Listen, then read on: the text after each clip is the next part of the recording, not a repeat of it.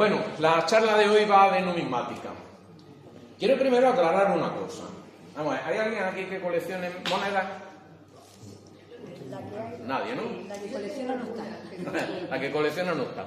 Hay que distinguir una cosa importante. ¿Qué es un coleccionista y qué es un numismático?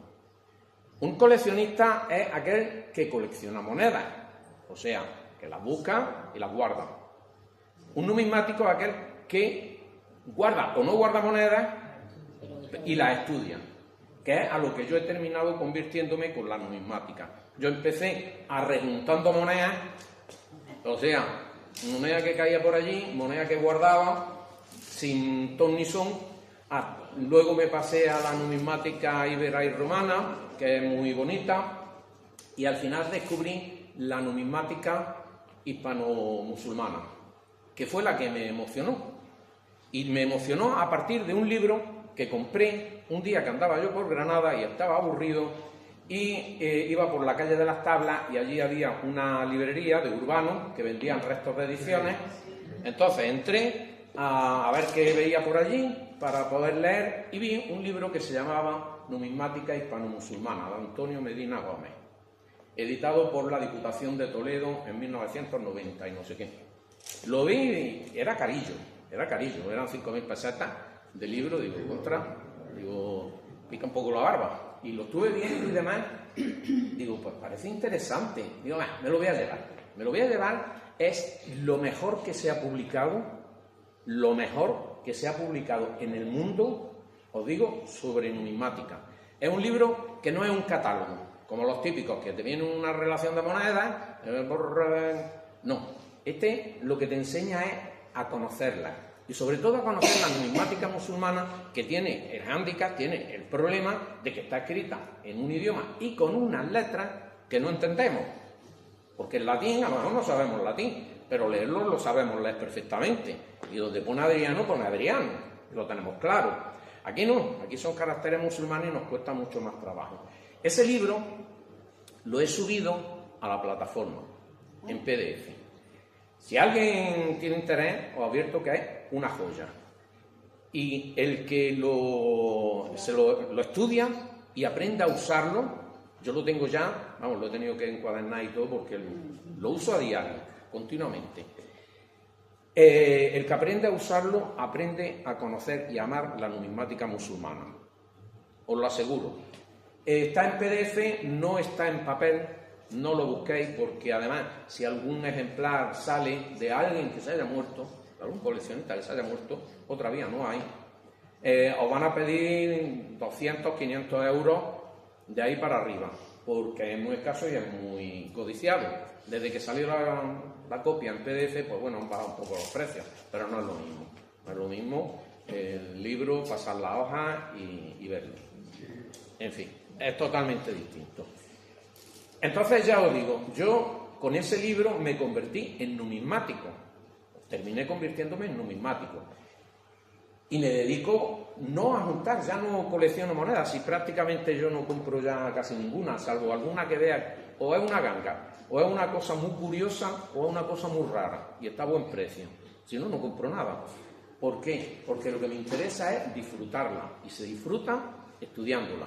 Ahora después veremos alguna moneda que, bueno, tenemos en este mundo, nos conocemos todos, casi todos, y cuando hay algo interesante nos lo comunicamos, nos hablamos, nos preguntamos, y hay dos monedas que luego veréis, nos hemos tirado, con una nos hemos tirado 3 o 4 días y con otra nos hemos tirado más de una semana hasta averiguar qué puñeta era aquello, porque no cuadraba por ningún sitio. Luego lo veréis, que son monedas muy curiosas. Y bueno, vamos a centrarnos en la numismática andalusí, que es una numismática muy interesante. La gente, como no entiende las letras, y la inmensa mayoría de las monedas musulmanas lo que llevan son letras y se acabó, son textos, pues no les prestan atención, no les atraen, les gusta más una moneda romana que sale el cabezón de un emperador y por el otro lado sale un templo, sale un dios o sale cualquier cosa del estilo, que sí que están muy bien y son preciosas y maravillosas. A mí me fascinan las griegas, las de Sicilia son, la de Siracusa, son algo alucinante, algo que no se ha vuelto a conseguir, una cosa tan preciosa como esa. Pero estas tienen mucho encanto.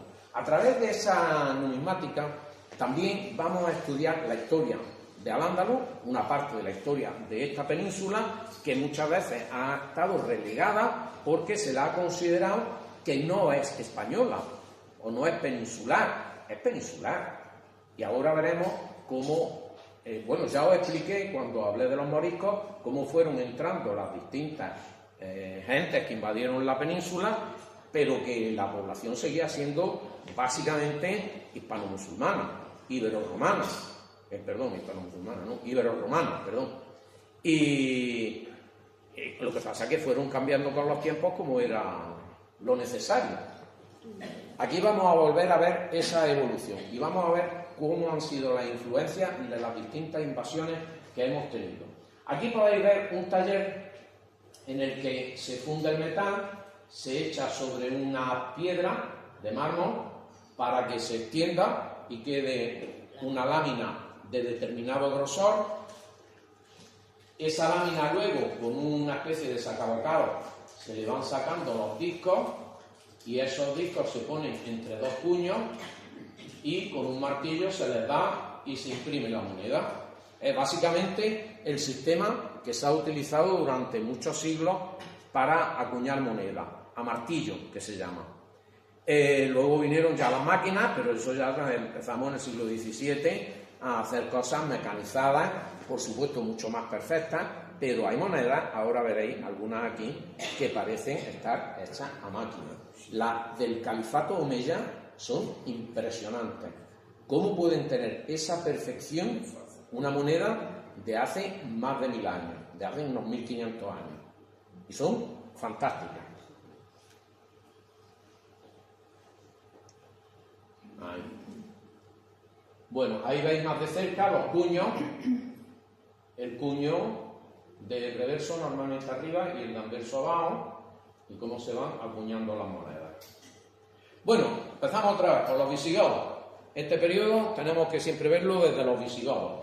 Los visigodos entran en España, en principio llegan a la península invitados por el poder de Roma para limpiar la península de suevos, vándalos, alanos, de todos esos pueblos germánicos que se habían venido a la península y que estaban destrozándolo todo. Eran los típicos bárbaros, se han dicho siempre, arrasándolo todo, porque no eran gente con conciencia de vamos a conquistar un país y vamos a vivir en él y vamos a hacer que ese país prospere. No, su idea era la de los cuatreros de los montes, o sea, arrasar, robar todo lo que pudieran, violar, matar, quemar, destrozar y llevarse el oro, el ganado, todas aquellas cosas que pudieran servirles. No tenían una conciencia de hacer un país. Ya os digo, suevos, vándalos y alanos pasan por aquí, llegan los visigodos, que sí tienen más conciencia de crear país. En principio llegan como si dijéramos una policía que manda Roma para organizar el territorio, y entonces no son tan exagerados en el destrozo. Sí hay muchos cambios en cuanto a, por ejemplo, los templos romanos dejan de tener utilidad porque ya no hay dioses romanos a los que adorar. La religión mayoritaria va a ser el cristianismo. En primer lugar, el arrianismo que traen los visigodos. Luego hay un cambio hacia el cristianismo ya más como lo conocemos, y ese arrianismo, recordad una cosa, el arrianismo es la base del Islam, porque cree en un solo Dios, no trino, sino único, uno. Es la gran diferencia entre el arrianismo y el cristianismo, esa concepción de un solo Dios, único, monolítico, sin ninguna división de ningún tipo. Y eso es lo que Mahoma es influido por esa idea en la Arabia Saudí, en la península arábiga, y allí es donde él elabora ya toda su religión y basada fundamentalmente en Arriano. Igual que también el otro día os decía yo que el cristianismo, sobre todo en los ritos y demás, está basado fundamentalmente en el rito de Mitra, que trajeron de Oriente los romanos. La misa de Mitra es la misa cristiana católica, vamos, clavada. El cuerpo de Cristo, la sangre, todo eso, idéntico, clavado. Bueno, pues llegan los visigodos a la península, echan a los suevos, que los destruyen, los vándalos se van para África y forman allí un reino, luego conquistan Sicilia, dan vueltas por ahí, luego vienen los bizantinos que conquistan todo eso, tratando de volver a crear un imperio romano unido y único, no lo consiguen, aquí están un poco de tiempo, vestigios de los bizantinos aquí en la península es rarísimo, hay alguna cosa muy escasa, tuvieron pocos años, de aquí a poco tiempo a hacer cosas. Tenemos nuestra Iliberia ahí en medio, que se supone que estuvo en zona bizantina, aunque no se están seguros de lo que ocurrió, esos son tiempos muy oscuros. Y claro, empiezan a hacer sus monedas. El mundo romano había fabricado tal volumen impresionante de monedas que durante mucho tiempo los reinos estos germánicos vivieron de las monedas romanas que seguían existiendo. Es más, monedas romanas, y luego lo veremos, se han estado usando. Yo he visto pagar una cerveza con un sestercio romano. Yo he visto pagarla, en Manquillo, en concreto. Y durante el siglo XIX, primeros del XX, los ases romanos, la gente lo utilizaba como monedas de 5 céntimos, la perra chica, y los sestercios lo usaban como 10 céntimos, la perra gorda. Los denarios los usaba la gente como pesetas, que eran de plata, y luego los áureos como 25 pesetas. Se han estado utilizando hasta el siglo XX como curso legal, porque era el valor del metal lo que en esos tiempos primaba. Llegan los visigodos a la península, y mientras por el camino, por supuesto, también visigodos y ostrogodos principalmente. No, los ostrogodos no llegan aquí, digo, numismáticamente hablando, empiezan a fabricar monedas. Primero copian como pueden las monedas bizantinas. Esto se supone que es un ángel, esto se supone que es el emperador bizantino con la cruz cristiana. Luego evolucionan a este tipo de moneda. Todo esto son monedas pequeñitas así y finas, un gramo y pico de peso de oro. Son finísimas, por eso salen muchas veces rotas a montones. No os fiéis también mucho de por ahí, porque en el siglo XIX se hicieron reproducciones a millones y están muy bien hechas. Las que hacen hoy día están muy mal. Bueno, y aquí podemos leer Recadedus, Re, y una X ahí en la pata de la R. La Z, Toledo Pius. Hay alguna forma más o menos de decir que Toledo es una ciudad santa. Toledo Pius. Son monedas muy bonitas, con mucho encanto. Hay este tipo de moneda, que es un felú también chiquititillo, muy puerco, muy asqueroso, que se discute si es hecho por los bizantinos en Cartagonova o es de los visigodos. No se está seguro. Es muy diferente a la de los visigodos. Pero esta es bronce. Esto sería un felú. Dibujo y... Sí, bueno, si te das cuenta, esta imagen es parecida a esta. Sí. Sí. Y esto sería como una silla o algo de eso. Dan de interpretación los efectos. Se hace como de balanza. Siguen evolucionando. Aquí tenéis al Sisebuto, Re, Pius, Eliberri, o sea, que es de Granada, de Liberty. Los retratos, como veréis, son los monigotes de los niños chicos. No tenían arte para hacerlo mejor. Los acuñadores anteriores romanos, que eran fantásticos, se habían ido perdiendo con el tiempo. Incluso en el Bajo Imperio Romano ya la calidad de las monedas iba cada vez siendo más deficitaria, iba cada vez siendo peor. Y llega la invasión, llega el Tarik, famoso, y invade la península, se mete hasta Poitiers, la batalla de los Campos Elíseos, Tolosa, Narbona, toda esa zona, ahí lo echan para atrás, termina conquistándolo todo. Las zonas marcadas son las que tardan más, unas capitulan, otras hay acuerdos de sumisión.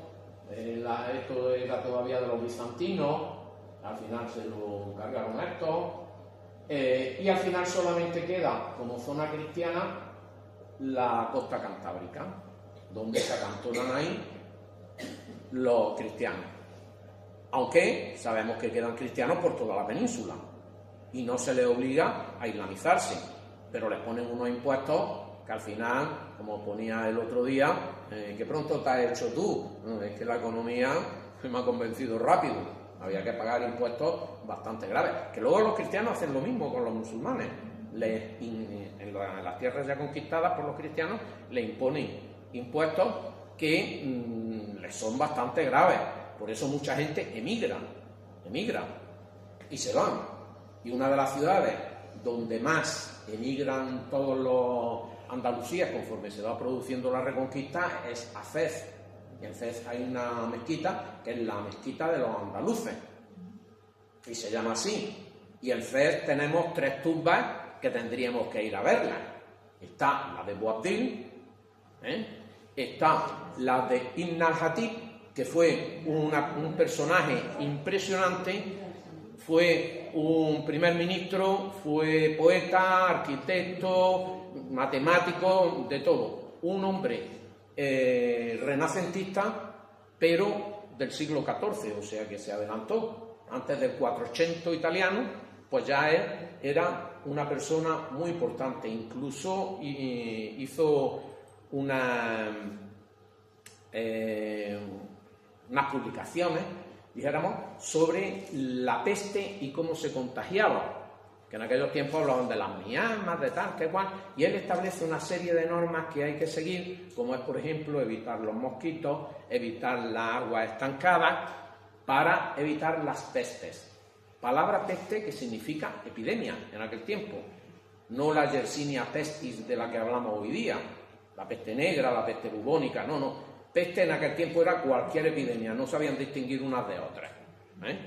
Y estableció una serie de normas que se cumplieron y fueron eficaces, mucho antes de que la medicina moderna empezara ya a pensar en los microorganismos y toda esa serie de cosas. Pues está allí, en Fez, su tumba, está, y además es muy bonita. Y luego está la de Al-Arabí, que era uno de Sevilla, que fue también ministro, poeta y un pensador, filósofo, etc. Y también está enterrado allí, y también tiene un mausoleo estupendo, un mausoleo de reyes. El de Poitiers es más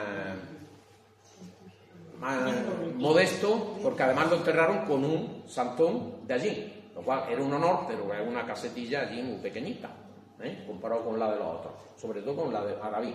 Hay mucha comunicación entre Al-Ándalus, porque allí cuando dicen Andalucía o mezquita de los andaluces no se refieren a Andalucía de ahora, se refieren a Al-Ándalus, o sea, a toda la península menos la costa cantábrica.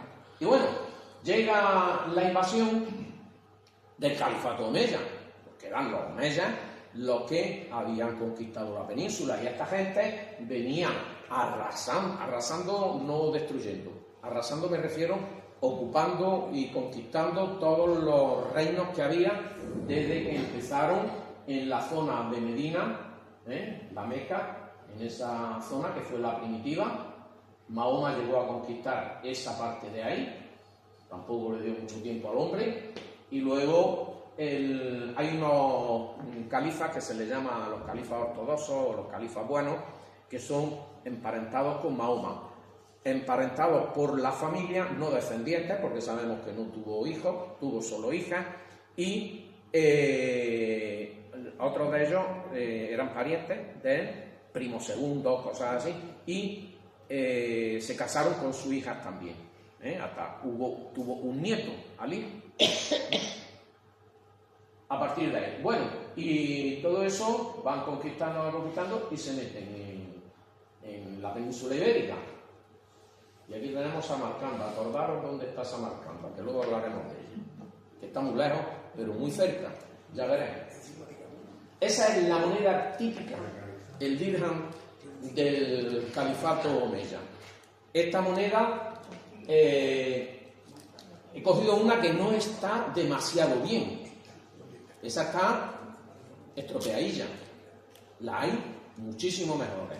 He cogido una que además tiene una ceca, que viene aquí, Wasi, que debió fabricar, yo no sé, los millones de monedas, porque cada vez que hay una subasta de monedas y salen monedas omeya de en el periodo omeya, de esta ceca hay 400, de otra ceca alguna que otra, pero de Wasi un montón.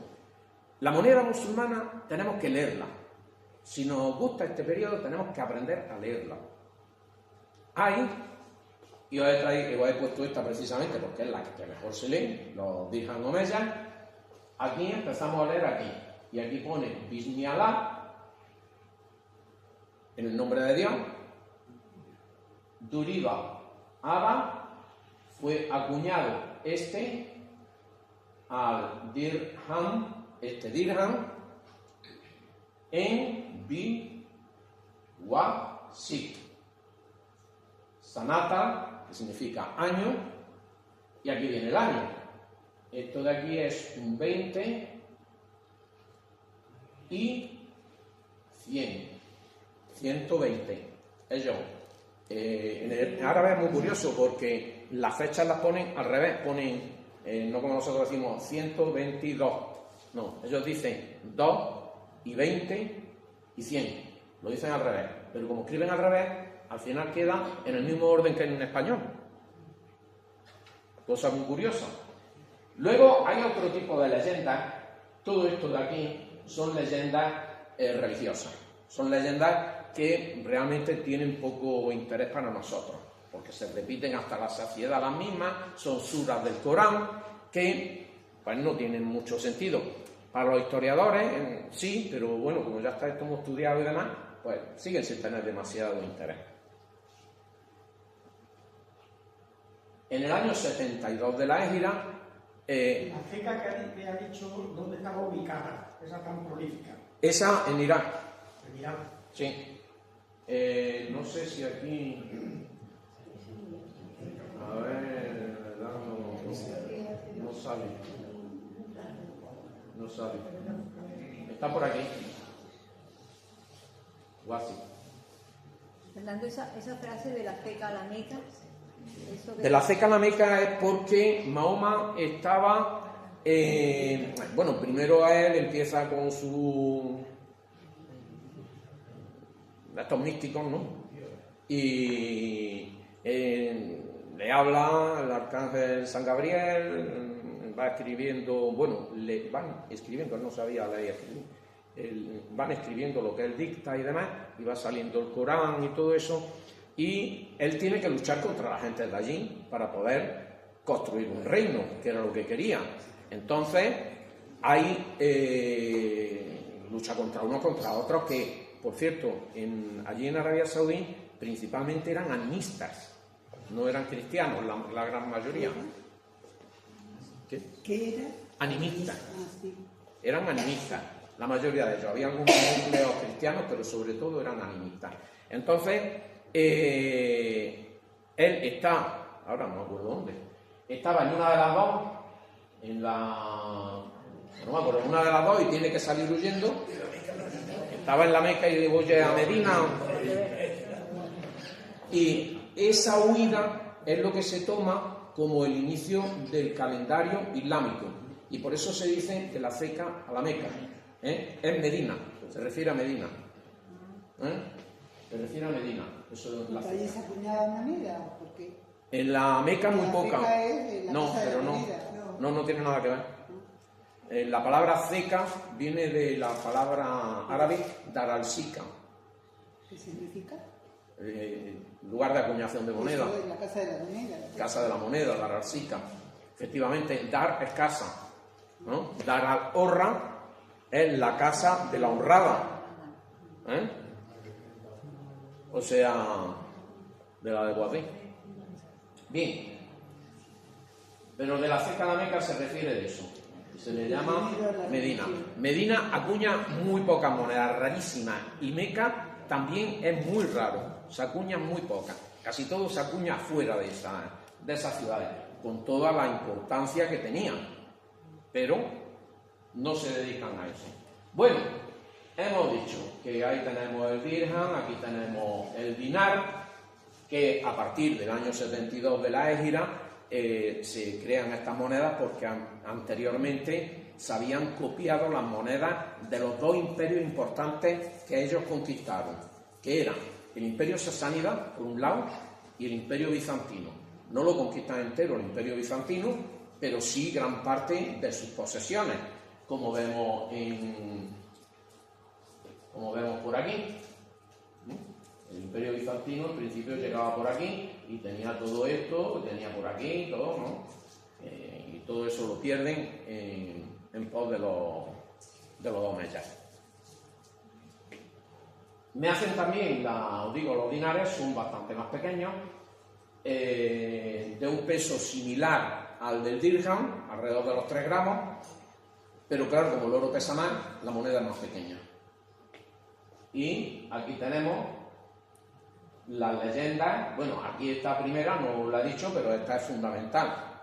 Está en la sala que dice: no Dios, sino Dios, y solo Él, nadie más que Él o nadie igual que Él. Y por aquí vemos otra frase muy importante que es Muhammad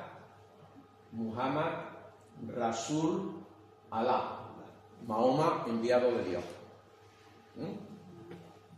Bueno, y en los dinares, donde me pone las leyendas, es aquí: Bismi Allah, Durida Allah, al dinar, no ponen ceca,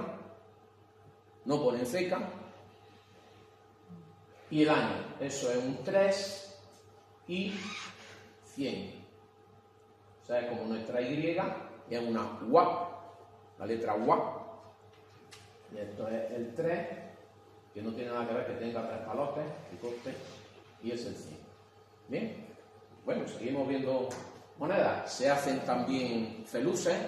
Es una contradicción, porque el feluz no debería ser una moneda musulmana, nunca, puesto que en el Corán dice que solamente se pueden hacer monedas de oro y de plata. Está repudiado cualquier otro metal.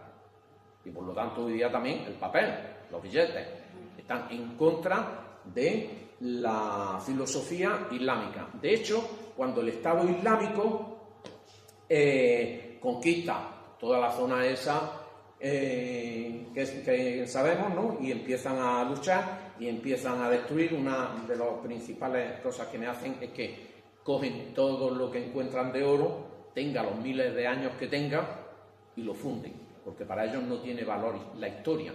La historia solamente tiene valor de Mahoma. La historia de Mahoma es la única que tiene valor en este mundo. Todo lo demás es totalmente execrable, destruible, y cogen muchos tesoros babilónicos y los funden. Y con ese oro fabrican monedas de oro y plata, que también en su momento tuvimos una grave discusión en los foros de numismática, porque había gente pidiendo a ver dónde podían comprarlas. Digo, pero ¿cómo se te puede ocurrir comprar eso? No hay gente que compra monedas de Hitler, pero vamos, Hitler está muerto, Hitler ya no existe, y ese mundo no tiene importancia ya. Pero el Estado Islámico está ahora destruyendo obras de arte para fabricar esas monedas. Si tú se la compras, estás promocionándolo, esa destrucción. No se te ocurra. Bueno, pues hubo gente que las compraba. y por ahí se siguen vendiendo. La mayoría no queremos, bajo ningún concepto, hablar de ellas, de que se venden, que no se venden, qué precio puedan tener, completamente olvidadas para evitar que se siga destruyendo. Bueno, se hacen los feluces, que la mayoría de las leyendas son también muy pobres. No Dios, sino Dios, solo Él. Y aquí Muhammad Rasul Allah, Mahoma el enviado de Dios. ¿Y en qué material estaban hechas las monedas esta última? Esta última bronce. Bronce. La típica tercera, Sí, la tercera igual que las medalla. medallas de los La atletas, tercera medalla. oro, plata y bronce. Lo que pasa es que la diferencia de valor de una a otra es enorme. Es enorme. Habitualmente, bueno, va cambiando con los siglos y demás, pero una norma más o menos general, el oro suele valer 10 veces más que la plata. Y la plata suele valer pues 100 o más veces más que el bronce. Entonces, claro, la diferencia de esto a esto es enorme. Y nosotros, la península, se convierte en una provincia del califato de Damasco, entre el 714 y el 756 de la época, de Jesucristo, que es el 95 al 132 de la época. En el 92 de la época, 711, es cuando entran. Entonces, monedas en España del califato omeyán se encuentran y salen y se ven. Y además la hay, que ahora las veremos, bastante bonita. Esta es una de las primeras monedas que hicieron los musulmanes en España para pagar a las tropas que estaban entrando. Tropas bereberes, que fue lo que primero entró aquí. Esas tropas bereberes hay que pagarles y empiezan a fabricar monedas. La primera moneda que se cree que se fabricó fue esta, y es la primera en que sale el nombre al-Ándalus, que nadie sabe realmente qué significa al-Ándalus. Hay 400 versiones, pero realmente nadie sabe qué significa al-Ándalus y por qué se lo pusieron. Porque esto era Hispania. Algo significaría, pero no nos lo han dejado dicho. Esta moneda aquí pone Alá. Esa es la N, la D, la L y la S. Al-Ándalus. Parecen pájaros las letras. Sí, y una cosa muy típica, la gente que no entiende del árabe tiende a ponerla del revés. ¿Ah, sí? Sí. En árabe, los piquitos para arriba. Los piquitos para arriba. ¿Os dais cuenta? Todos los piquitos para arriba. En castellano, normalmente los picos son para abajo. Sobre todo en las mayúsculas, ¿no? Mayúsculas tienen todos los picos para abajo. Justo al revés. Bueno, aquí lleva una estrella. Y esto también me repite aquí: no Dios sino Dios, Mahoma enviado de Dios y cosas del estilo. Se cree que es la primera moneda que se hizo en la península. Y ahí tenéis, para que os lo he recortado, la palabra al-Ándalus. Bueno, realmente lo que pone es bi, eso es una B, y significa en. A-Lan-Da-Luz. A-L-A. No, está clara. Está clara. Una B. Lo que pasa es que ya os dije el otro día también, que es muy típico que en las monedas no pongan los puntos diacríticos, con lo cual esa B, que ahora os lo digo yo muy claro, que es una B, porque sé que es una B, porque va delante de al-Ándalus, pero escrita así, sin contexto, puede ser una B, una L, una I, una T, puede ser muchas letras porque le faltan los punticos. Bueno, pues B, A, L, A, N, si veis, la N es igual que la B. Una B, que puede ser igual que una K, por ejemplo, se parecen mucho. Cada símbolo en árabe tiene 3 letras, que se diferencian luego en detallitos. Bueno, aquí tenemos la B, la L, y si os dais cuenta, una A, una L y una A, que para no enfollonarse, cogían y cuando era la, lo ponían así, cruzado, para distinguir la de al. Cuando es al, se ponen las dos en vertical. Cuando es la, se ponen cruzadas. Unas veces unidas por abajo y otras no, pero cruzadas. Para poder distinguir, ¿no? Recordad también una cosa, el árabe empieza a escribirse poco antes de Mahoma. Antes no se escribía, se hablaba simplemente, no tenía escritura de ningún tipo. Entonces es una lengua de escritura muy primitiva y que cuesta mucho trabajo. Bueno, eso es una N y eso es una S, una de las dos S que tiene, que son 3 palitos, le falta uno, pero bueno, y el rabito, que me la distingue de otro tipo de letras. Y seguimos. Y aquí tenemos una moneda hecha en Andalucía, en Al-Ándalus. Si os dais cuenta, es prácticamente igual que la otra que os he enseñado de los omeyas, porque era omeya. Entonces se discute mucho si estas monedas se hicieron de verdad en la península o se hicieron en Huasis. Porque como Huasis tenía tal capacidad de producción, tan impresionante, hay expertos que dicen que las monedas se hicieron allí y se transportaron hasta aquí. Porque además el estilo es prácticamente el mismo. También puede ocurrir una cosa, que expertos de allí se los trajeron aquí. Una cosa sí es cierta también, y es que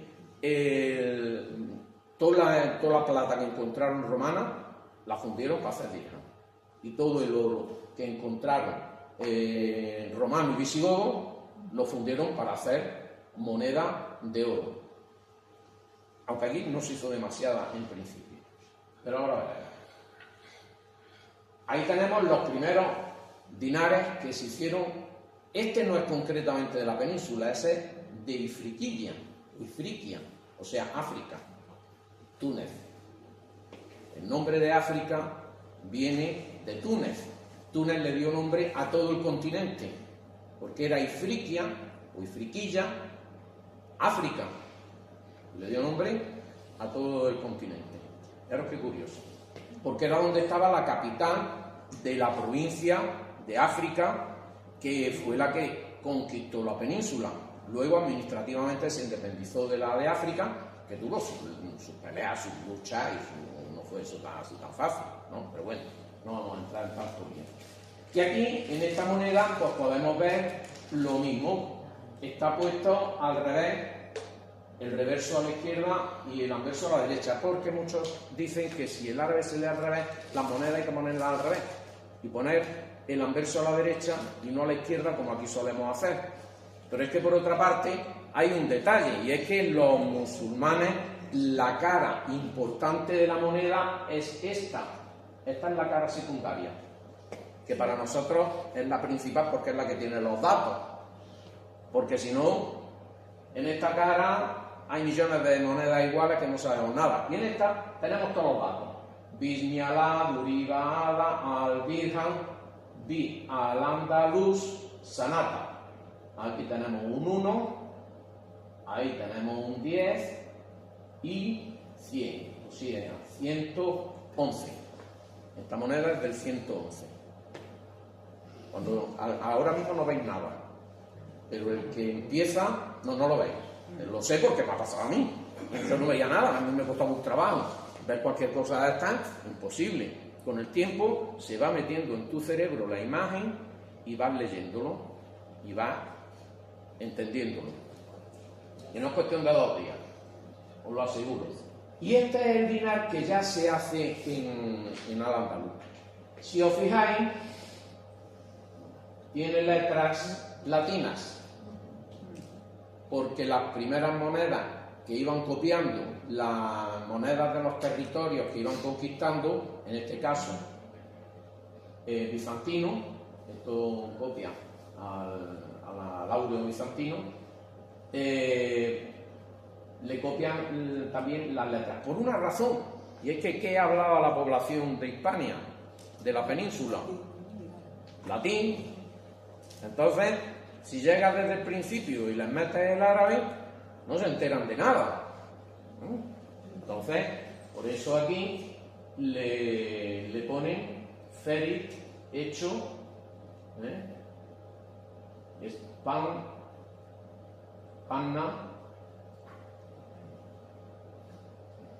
Utilizan muchas abreviaturas y muchas veces se equivocan y porque no saben bien el latín y hacen una burrada tremenda.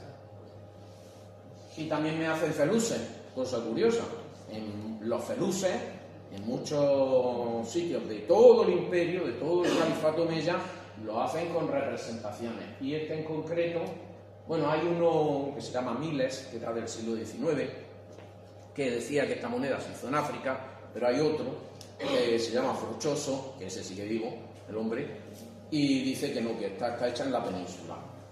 El caso es que en la península han salido muchas y tiene este pescadito. La verdad es que es muy bonito.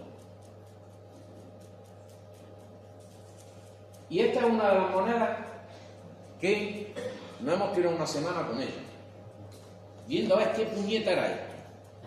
Porque esta moneda tiene todas las características de una moneda omeya, pero tiene aquí un nombre, que las monedas omeyas nunca tienen ahí un nombre, nunca.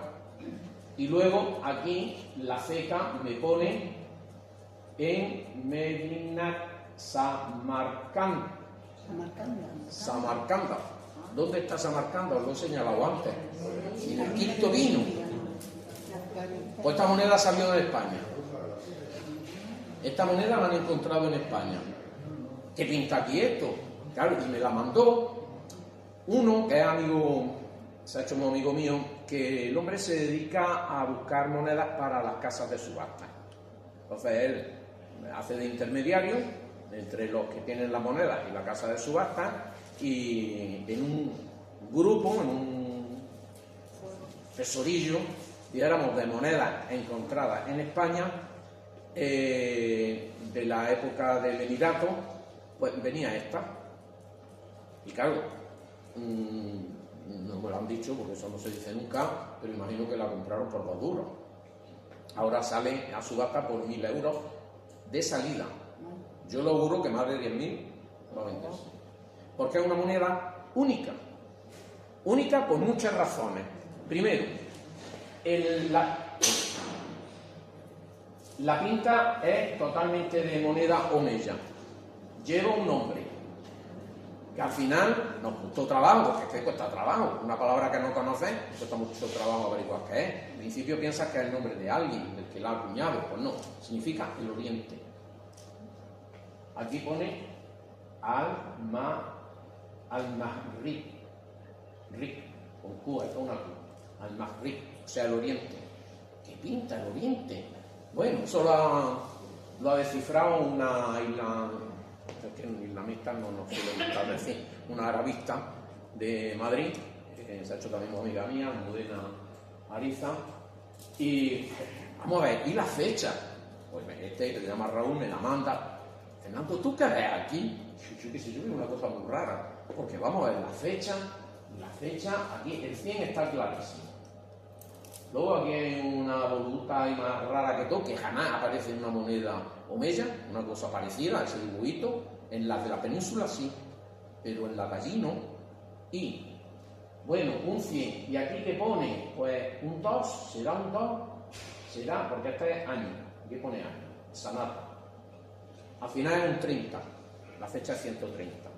¿130? ¿Cómo que 130? Esta moneda de Samarcanda, si no hay monedas de Samarcanda hasta el 190 de la Égira, puñado años después. ¿Cómo esto? Y ya, ahí ya yo me salí porque no llegaba yo tanto, pero los entendidos de Madrid y de Córdoba principalmente han llegado a la conclusión de que esta moneda se hizo cuando la revolución de los abasíes contra los omeyas estaban intentando conquistarle el territorio. Y parece que el gobernador de Samarcanda, agobiado y aislado del resto del califato, lucha contra los rebeldes y fabrica esta moneda para poder pagarle a las tropas. Y se le ocurre poner en la moneda el oriente, algo así como decir, mira, estoy en el quinto pino, pero quiero seguir siendo omeya, soy fiel al califato omeya, quiero mantenerme con él. O sea que, ya os digo, es una moneda que no hemos tirado una semana dándole vueltas hasta que se ha encontrado entre unos y otros, cada uno ha ido aportando su mijica y hemos averiguado qué significa. Yo de los que menos he aportado, pero todos hemos aportado algo. Una moneda impresionante, aunque no os lo parezca. Esto es lo bonito de la numismática, no coleccionar monedas. Coleccionar monedas sí, bueno, y la guardas, como me dice un amigo, dice, pues llegó un momento en que yo cogía las monedas, las compraba, llegaba a la casa, las echaba en un cajón y ahí se quedaban. Sí, pierden el interés, pero estudiarlas y tirarte una semana averiguando esto, eso es, lo disfruto, eso lo disfruto. Bueno, y sabemos que el califato omeya muere porque asesinan a todos la familia, excepto a uno, que se escapa y en una historia casi de leyenda termina llegando a la península ibérica. Y llega a la península ibérica y tiene que luchar contra el gobernador que hay aquí. Ese gobernador lo habían puesto los omeyas. Y ese gobernador no se sabe exactamente, se llamaba Yusuf, no se sabe exactamente qué quería, qué pretendía, porque sigue acuñando monedas de estilo omeya, cuando en teoría él ya servía a los abasíes, que habían cambiado el sistema monetario, ahora lo veremos. Completamente se distinguen las monedas, vamos, a la legua, perfectamente. ¿Qué pretendía? Es que quiso independizarse, luchó con dientes y vamos, todo lo que pudo contra Abderramán, que sabéis que desembarcó aquí, en las muñecas, todas las historias esas, ¿no? Vale, y le costó a Abderramán conquistar la península, Dios y ayuda. No fue fácil, fue muy difícil, hasta que consigue vencer a Yusuf y quedarse con la península. Con todo y con eso, ya también os conté en otras que hubo muchos rebeldes que se le levantaban por todas partes y muchos de ellos eran hispanovisigodos. Bueno, este es el árbol genealógico de los omeyas en España. Abderramán I, Ixam I, Alakán I, Abderramán II, Muhammad I, Al-Mundir, Abdalá, y ahí se acaba, hay un periodo de revuelta muy grande, el poder se dinamita completamente, cada uno tira por un lado, no se llegan a producir taifas, pero casi. Sí que es importante en numismática es que nadie acuñó moneda, nada más que ellos. Estas, las de Abdalá y Al-Mundir, son monedas muy cotizadas, porque son muy raras. Y luego llega Abderramán III, que fijaros que se salta en una generación en el gobierno, llega Abderramán III, vuelve a reunificar la península como emir. Pero luego dice, oye, ¿por qué yo a mí? Pues yo califa también, que menos, que tengo el poder espiritual además del poder terrenal. Y después seguiremos contando la historia del califato. Que ahora nos vamos con el califato abasí, destruyen a los omeyas y este califato abasí cambia radicalmente las monedas. ¿Veis el estilo? Las letras son más alargadas, más estilizadas. La calidad de la moneda es peor, las letras de la orla se leen con mucha más dificultad. Y el reverso cambia totalmente la leyenda. Aquí solamente le ponen Muhammad Rasulallah. Y esas letritas de ahí que las ponen muchas veces que nadie tiene ni puñetera idea de qué significa. Tampoco. Bueno, y aquí seguimos lo mismo. Bismi Alá, Duribada, Al-Dirham, Bi, Medinat, Al-Salam. Año, eso es un 7, eso es un 7 también, un 70 vamos, y un 100, 177. Medinat Al-Salam. Bagdad, ¿no? Cambian la capital de Damasco a Bagdad. Hay otra por medio, pero bueno, esa dura poco tiempo. Y me cambian el sistema radicalmente. La calidad de la acuñación es bastante peor. Y me hacen los dinares, que, bueno, ya aquí siguen los datos de la moneda en el reverso en el dinar y en el anverso en el dirham. ¿Veis? Y aquí también pone al dinar, año y la fecha. Esto de aquí es un 90 y esto es un 100. 190. Y el bisnieto, todo lo mismo. Lo que pasa es una cosa, y es que el califato abasí dura 1000 años.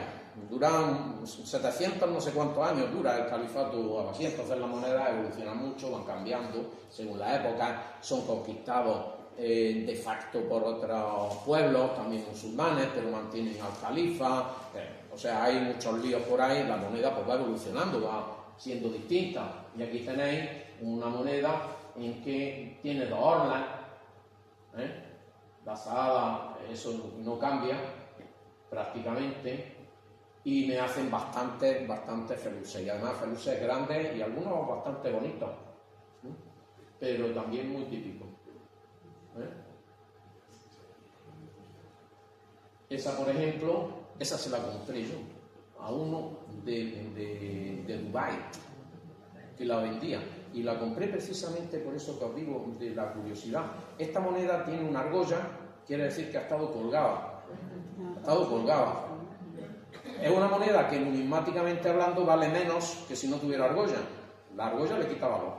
Pero a mí me gusta porque está indicando que esa moneda es algo vivo. Algo ha tenido vida. Se ha usado para algo. No solamente para comprar, para pagar, sino también para adornar. Y le han puesto una argolla muy bonita. Curiosamente, la ponen para que quede al derecho el reverso, no el anverso.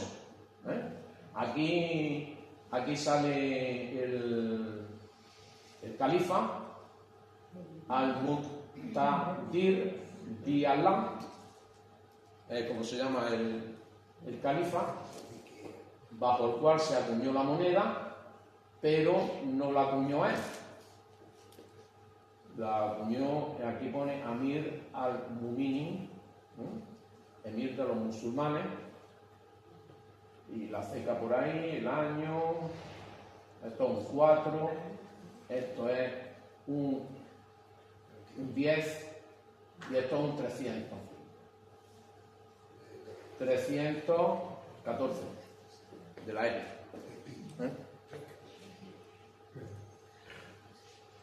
Pero vamos a centrarnos en nuestra península querida del alma, que es la que nos interesa.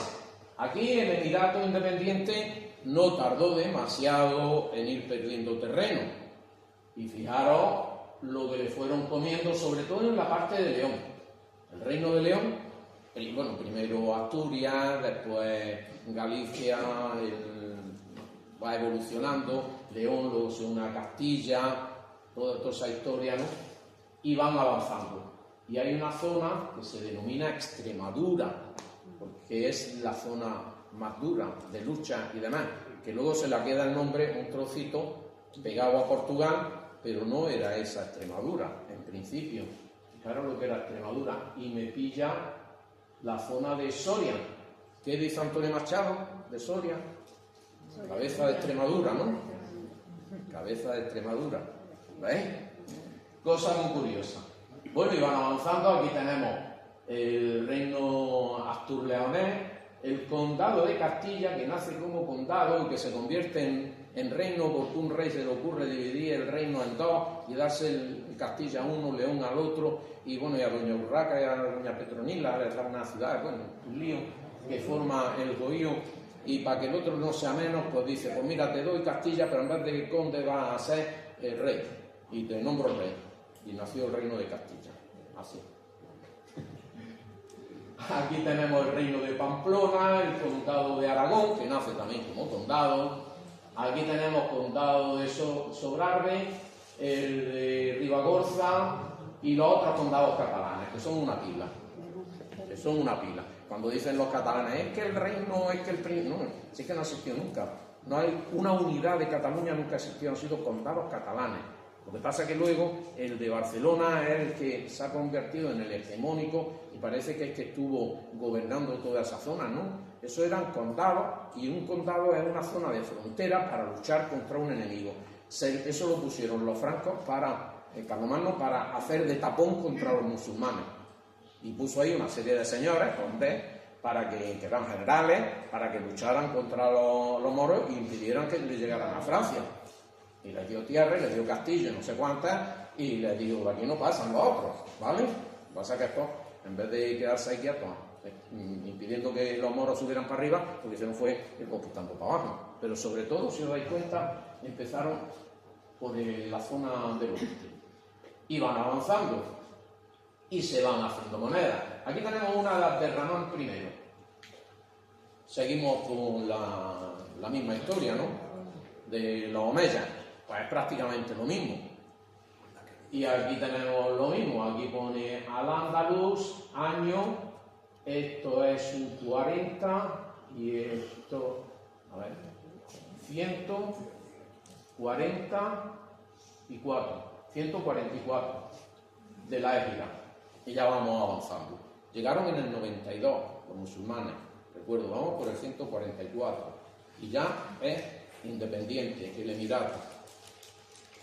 Las cosas se suceden bastante rápidas. Pero la moneda, tan bonita, tan bien hecha y demás, termina degenerándose. No sabemos si es que no se les enseñaba a los siguientes, no había aprendices o qué, pero llega un momento en que las monedas son asquerosas, fatalmente hechas, un desastre absoluto. Esta, bueno, todavía aquí se lee, medio. Aquí volvemos a tener un 40, 240, aquí, 240. Aquí está la landa, boca abajo. Había aleaciones, el metal tendría y por eso... En principio era plata pura, prácticamente, en la época omeya. Luego, dependiendo de los momentos de crisis en que falta metal, se le va metiendo cobre. Pero la razón de verdad de aquí en la península de por qué degenera tanto la moneda no es el problema del metal, es el problema de los artesanos que la hacen, de los abridores de cuños, que son unos ineptos, son muy torpes. No se entiende que no aprendieran como habían aprendido los anteriores. Luego veremos momentos en los que el dirham de plata termina siendo de cobre, totalmente cobre. Bueno, aquí tenemos una moneda de las que a mí me gustan, una moneda con personalidad, que la llamo yo. Vamos a ver, ¿qué le pasa a esta moneda? Pues le han pasado dos cosas en su vida, a la pobre. La primera, bueno, tres cosas. La primera de ellas es que le robaron plata. Si vemos por ahí, está recortada. Cogían unas tijeras, chon, y le quitaban una mejilla del filillo. Y eso luego lo iban juntando, lo fundían, y en estos tiempos se utilizaba también la plata en bruto como pago, porque se pesaba. Bueno, como le van recortando, pues llega el Estado y dice, esta moneda le falta. En ocasiones la funden y hacen nuevas, pero en otras ocasiones, que no tienen tanto tiempo y no tienen tantos medios, cogen y le ponen un suplemento de metal, y cogen con un dirham que lo han hecho tirilla, le meten aquí una laña, eso de ahí, que la vemos por detrás, y la lañan, y así le subimos el peso a la moneda, que tenía ya muy poco. Cutre total, absolutamente. Pero luego llega otro y decide, como el anterior, colgársela. No sabemos para qué, una cosa tan fea, ¿no? Y decide colgársela y le pone esta anilla de oro. Cutre comparado con la otra, que por eso también os he puesto la otra, porque hay una cosa bien hecha y bonita y una cosa cutre, hasta más no poder. O sea, esto me encanta. Cuanto más cutres, cuanto más feas, cuanto más me gustan, porque tienen más alma, son monedas con alma. Y ahí tenéis una cosa también importante de aquellos tiempos, y es un pontegán, una pesa. Eso es una pesa porque como se recortaban las monedas y se falsificaban de tanta manera, pues había que pesarlas y se compraban las cosas de cierto valor pesando las monedas. eran tantos gramos de plata. Esta en concreto es de medio dinar. Esta es de medio dinar. Si os dais cuenta, son muy gordas.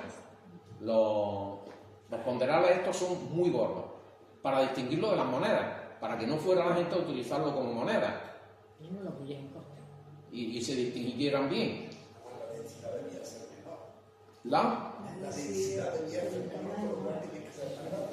Es que son bastante más pequeñitas. Esto es bronce, que pesa bastante menos que el oro. Está hecha para pesar oro y tiene este tamaño, mientras que el dinar es así. Por eso digo que como el oro tiene la densidad mayor, claro, tenía que ser esta bastante más grande que la otra. Claro, porque tiene menos densidad, el metal pesa menos, efectivamente. ¿Y existía, Fernando, la falsificación?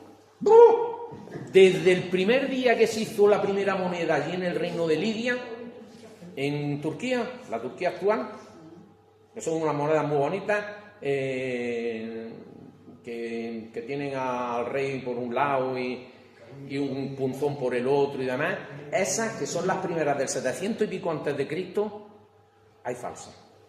¿Y cómo se distingue en una cosa tan chapucera, no? Muchas Es veces. falsa de aquella época. Falsa de aquella época estoy hablando, claro. Falsificada ahora, falsificamos lo que sea, no. Pero hablo del momento. Se falsifican desde el primer día. Esto es una cosa muy curiosa que a los numismáticos también nos llama mucho la atención, y es las falsificaciones. Porque el otro día estuve en una convención en Antequera y compré una moneda de la República Romana, falsa de época, pero de Hispán, de España. Una moneda que es bastante cara, pero claro, esta al ser falsa, aunque sea de época, me salió bastante más barata. Junto con eso me costó 100 y pico euros. Bueno, parece ser que en muchos momentos de la historia, y eso empezaron a hacerlo los propios romanos, era el propio Estado el que hacía monedas falsas. Cuando le faltaba metal, seguían haciendo monedas, las hacían de bronce y les daban un baño de plata. Porque es que no tiene sentido que haya monedas romanas, sobre todo denarios, son los que más abundan, porque el Imperio Romano se hizo a base de denarios. Eso se hizo a base de denarios, no de otra moneda ninguna, de denarios. Y es inconcebible que un falsario hiciera una moneda tan perfecta, porque es que en el diseño no se distingue en nada de la auténtica, absolutamente en nada, y nada más que en que por dentro el alma de la moneda es de bronce y por fuera es de plata. Hay distintas formas de falsificarla, hay muchas, eso daría para una charla entera, en fin. Incluso hay una técnica que se llama el blanqueo, que se utilizaba mucho en la Edad Media, en los reinos cristianos, para que monedas de bronce le echaban un poquitín de plata, poquita, y luego metían la moneda en ácido. Entonces el ácido se comía el bronce y quedaban como pepitillas de plata por la superficie. Y entonces acuñaban la moneda. ¿Qué pasa? Que como la plata es más blanda que el bronce, la plata se extendía por la superficie y la moneda quedaba un blanquito, de un plateado precioso que parecía de plata. Y a esa moneda se le llama blanca. Una blanca. Pero la gente sabía que no era de plata. Pero quedaban preciosas. Claro, a nosotros ya no nos han llegado tan bonitas después de tantos siglos, pero yo he visto fabricarlas, gente que experimenta y todo eso, y quedan preciosas. ¿En eso está basado entonces eso para comprobar si es falsa o no, morderla a ver si se doblaba? Pues esa es la leyenda, pero hay un detalle. Pensemos, si eso hubiera sido una cosa habitual, nos encontraríamos muchas monedas con los dientes clavados, y no es frecuente. Una moneda auténtica de oro, al morderla se dobla. Si lleva bronce no se dobla. También había que saber que la golpeaba contra una piedra, no por el sonido. Bueno, por eso se hace con la plata, sobre todo. Ahora han inventado un chisme que es como una especie de diapasón. Coges la moneda, pones la moneda así, te digo, una especie de diapasón, y le das. Y la moneda vibra y hace ping, según el sonido, sabes si es plata o no. Pero es que hoy día, hijo mío, hay un aparatico que es como una balanza de esta de precisión, que pones la moneda encima, le das al aparatico y te dice de qué está hecha hasta las entretelas. Te dice si es plata, si por dentro es bronce, te lo dice todo. Y no te creas que son demasiado caros los aparatos, ¿eh? Unos 1.000 y pico euros por ahí. Que lo usan a veces los compradores, porque claro, el método tradicional de ver si una moneda es de oro o de plata es por la piedra de toque, ¿no? Que le da y se le echa un reactivo y según el color ya sabes de qué, etcétera. Pero ahí estás viendo lo que es por fuera, pero no por dentro. Con lo de la vibración y con lo del aparatico este, se sabe por dentro qué tiene la moneda. Se ha falsificado toda la época. Y se sigue falsificando. No hace mucho la Unión Europea presentó una queja muy fuerte en China porque estaban fabricando monedas de 2 euros y vendiéndotelas por... por internet, y te compraban un saco de monedas de 2 euros y costaba cada moneda, no sé si eran 10 céntimos o algo del estilo, y estaban, yo he visto algunas bastante bien hechas, Joder, hombre, por Dios, que sabemos que todo lo falsifican los chinos, pero un poquillo de por favor. Bueno, seguimos. Esta moneda es del final del Emirato. Es una moneda que es curioso porque mejora bastante la calidad de ella. El nivel de plata va disminuyendo, por eso es más oscura, no es tan blanca como la otra. Por cierto, una cosa, los numismáticos no nos gusta limpiar las monedas.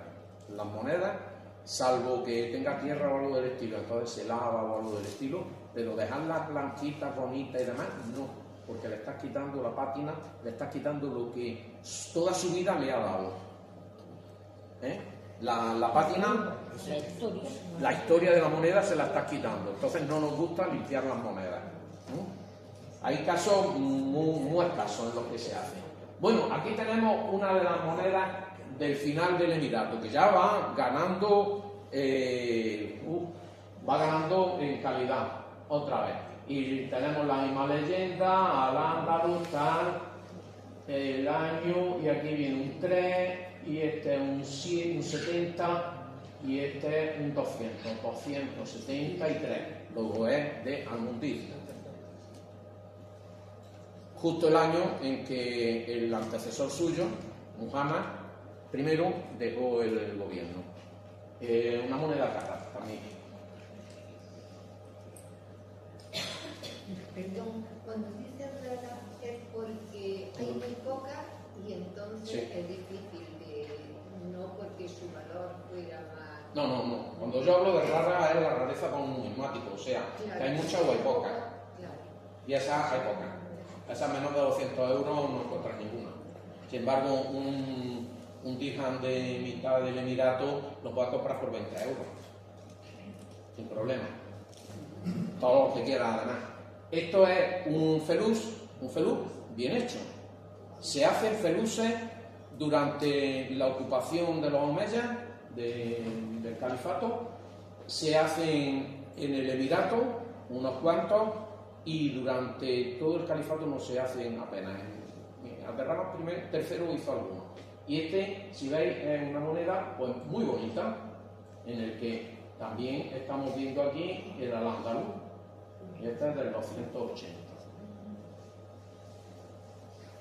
Este es el último feluz que se hizo de Abdalá.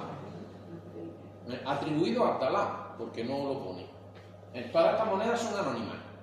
En ninguna de ellas pone el nombre del emir, ni en las omeyas del califato, ni en la del Emirato. Todas son anónimas. Se sabe lo que son por la fecha en que se les pone.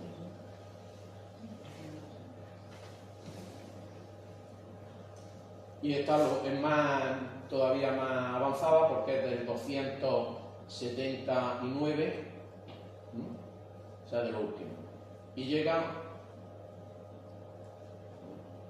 bueno, el califato, los puntos rebeldes que hubo, etcétera, y aquí había una foto. ¿O se ha perdido la foto? Seguimos. Y llega Abderramán III y empieza a hacer ensayos. Empieza a poner su nombre en la moneda cuando todavía ni los abasíes lo habían hecho. O sea, él fue pionero. Y pone aquí al-Andalus, ¿no? La fecha tal. Y aquí pone al-Rahman. Pone su nombre. Primera vez en la historia, en una moneda musulmana, que se pone el nombre. Salvo una del principio que Abd-al-Malik puso su nombre en alguna moneda y los ortodoxos, casi los camundan, iban a cortar el pescuezo porque solamente se podía poner el nombre de Dios y demás, y hubo muchos follones. Y Abderramán se pone a hacer pruebas, a hacer ensayos, a ver, y sigue ensayando hasta que coge el modelo definitivo, que es este, y que utiliza idéntico para el dirham y para el dinar. Los cuños son los mismos. Y aquí ya pues, empieza el segundo de ellos, que es Ihsán II. Sabemos que Ihsán estaba totalmente dominado por Amir, ¿no? que era el visir, el primer ministro y demás, Almanzor, y este era un monigote que no servía para nada, y se hicieron muchas monedas muy curiosas. Esta, por ejemplo, es una moneda también única, hay muy pocos ejemplares conocidos, en que me pone aquí Abdalá, y lo pone al revés, el A tendría que venir arriba y el Alá abajo. Abdalá es un nombre que significa en esa posición que es el que ha acuñado la moneda, el jefe de la ceca. Y aquí pone...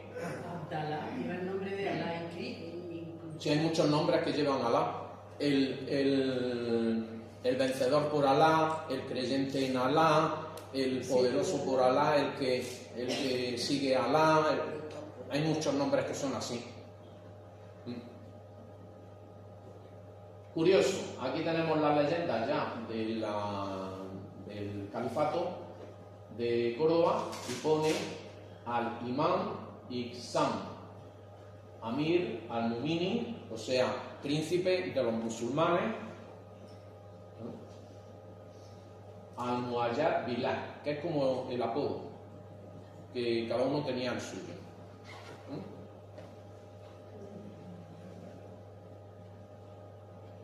Aquí tenemos una de Fez, porque Fez en ese momento pertenece al califato de Córdoba. Hay muchas luchas, muchos ir y venires, y monedas como esta muy curiosas, en que se cita a Ihsán, pero está hecha por una tribu africana. No se sabe exactamente por cuál, pero esa moneda está hecha en África, de gente que, Ihsán, ¿no? Almanzor, que era el que dominaba, ¿no? Les daba dinero para que lucharan contra los fatimíes, para evitar que los fatimíes vinieran para acá. Y ahí hubo unas luchas terribles. Pues esta moneda, que es una moneda rara, está hecha a nombre de Ihsán, lo pone aquí en la orla, pero en África. ¿Y esa estrella de David que tiene la moneda? ¿Perdón? ¿No tiene ahí una estrella de David en la moneda? Sí, es que es muy típica de los musulmanes también. Si los judíos y los musulmanes son lo mismo, son semitas todos, son todos semitas, se llevan a matar, pero sí que son lo mismo. Bueno, esta es una moneda también muy curiosa, que también nos tiramos un buen rato intentando averiguar qué puñeta era, y está hecha en... Aquí, ¿veis? Pone al-Dirham bin Nakur. En Nakur es una ciudad africana, y está esta moneda hecha a nombre de Ihsán II, con todas las formas y todas las de estas de una moneda peninsular. En Nakur y en varias ciudades más, pero sobre todo en Fez, se hicieron a montones monedas de Ihsán II. Bueno, empiezan las campañas de Almanzor a conquistar media España. Consigue, después de todo, solamente consigue conquistar eso que está en verde. Pero devasta todo lo que encuentra por el camino. Esta es una moneda típica de Ixtán II con Amir Almanzor, el príncipe, el conquistador. Y aquí pone al andaluz la fecha y todo. Es una moneda pues muy bonita y estas gotitas son muy típicas de Ixtán II.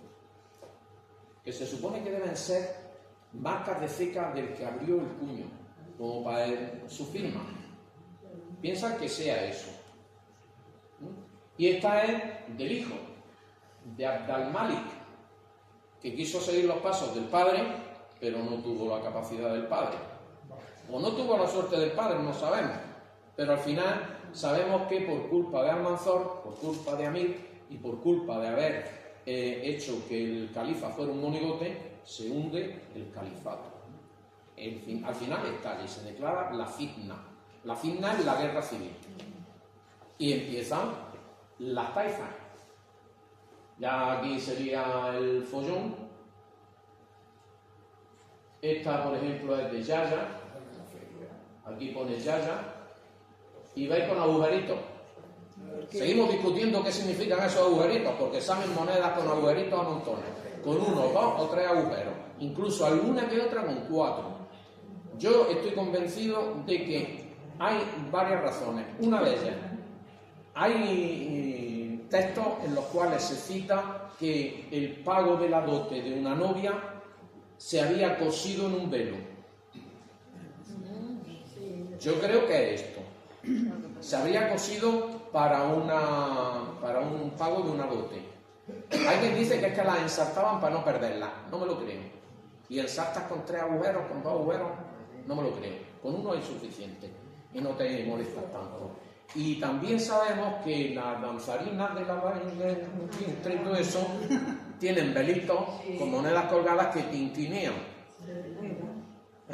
Y de hecho, los turcos, las monedas turcas, hay una de plata pequeñita que se llama acme, esas casi todas tienen agujeros, porque se utilizaron casi todas para los velos, de las faldas y demás, para las danzas del vientre y todas esas cosas. Los 7 velos, todo eso. Y de hecho tú te vas a Marruecos y te vas a encontrar tiendas en las que te venden velos o saris de esos, o como se llame, con todo el borde lleno de moneditas, que hoy día son falsas, son hechas a propósito en una fábrica para ponerlas ahí, ¿no? Y que queden bonitas. Pero en estos tiempos se utilizaban monedas de verdad. Parece que es eso. Bueno, os digo, aquí está Yaya, y Yaya era ya del final del follón. Aquí tenemos a Muhammad II, y monedas cortadas. Como no había moneda fraccionaria, cogían y cortaban la moneda, cosa que los ulemas aborrecían porque estaba rompiendo el nombre de Dios y estaba partiendo por la mitad el nombre de Mahoma. Luego esto era anatema. Pero debieron hacerlo muchísimo porque salen monedas de estas partidas a millones. Si os metéis en todo colección, por ejemplo, y ponéis al andaluz o árabe, cualquier cosa de esa, en la sección de numismática, veréis que venden trocitos de estos a puñados. Y en muchas subastas te venden a lo mejor medio kilo de monedas de estas. Si con paciencia las vas mirando, puede que encuentres hasta cosas buenas. Esa, por ejemplo, es del final del Emirato. Ese rabito es típico. Bueno, y ya os digo, aquí acaba el califato. Está Abderramán III, Alacán II, Ixtán II y todo esto. Que unos duran un año, van, vienen, se pelean, luchan. Y entra otra dinastía, la dinastía Amudí. Y empiezan a pelearse porque estos dicen que tienen una relación más directa con el profeta, tal, y empiezan las luchas. Esta época es un Yirigay impresionante en el que yo me he hundido terrible. Ha salido hace poco, ahora os lo pondré, un libro de Almudena Ariza Armada, que, sobre este periodo, que es muy bueno. Lo podéis encontrar por internet, por ejemplo, en la Casa del Libro, vale 19 euros, que es baratico, y está bastante bien estructurado, porque es sencillo, no es pesado, y te medio enteras de qué pasó en todas las taifas, en todo este periodo, que os digo, es terrible. Las primeras taifas. Aquí tenéis una moneda de París, de Granada, del primer reino de Granada, de los ciríes. Aquí tenéis una de Mansumarit de Almería, muy típica. Esta es de Valencia, es de oro mezclado con plata. Aquí vamos perdiendo metal, pero sigue siendo doradita. ¿Es una moneda o todo? Esto es lo que uno que se llama David Francés ha denominado handús. El handús es una moneda fraccionaria, no fraccionada, fraccionaria, hecha con los mismos cuños de la moneda original, pero para servir de calderilla. Entonces, que en vez de romperla, ya lo hacían así. Ya lo hacían rota, efectivamente. Ahora veremos alguna más, algún handús de estos. Aquí tenemos una, esta es que se ha roto porque se ha roto la moneda. Aquí ya la plata se ha perdido. Ya no hemos quedado sin plata. Esa es de Muhammad II en Málaga. Primero es califa, después lo quitan de califa, se quita el mismo, es un lío. Conquista Algeciras, conquista Ceuta, se viene para acá, va y viene, hace un montón de follones. Y esta, aunque aquí pone Al-Ándalus, está acuñada en Málaga. Está acuñada en Málaga. Y es una moneda muy bonita. Y además, otra cosa curiosa, es que es de Muhammad II, el imán Muhammad, pero aquí me pone Amir Yahya, que era su hijo, el heredero. Y lo pone en la moneda.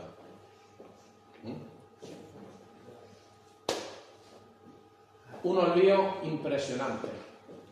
Esta, por ejemplo, es medio dinar de la taifa de Sevilla, aquí lo pone, Al-Mutamid. Al-Mutamid. El rey poeta. Sí, machacó a todos los que tenía alrededor, asesinó, destruyó, bueno, fue muy poeta, muchos versos, pero muy mala leche que tenía el muchacho. Aquí tenéis otro handús, ya otra moneda hecha así, no está rota, no está recortada, la hicieron así, y esta es de Ceuta, de la taifa de Ceuta. Aquí tenéis una que esta no está recortada y esta está bastante bien, de la taifa de Denia. Esta es de Toledo. ¿Veis? Todo esto plata, bueno, esta de plata ya no tiene nada, esta lleva una mejilla y esta algo.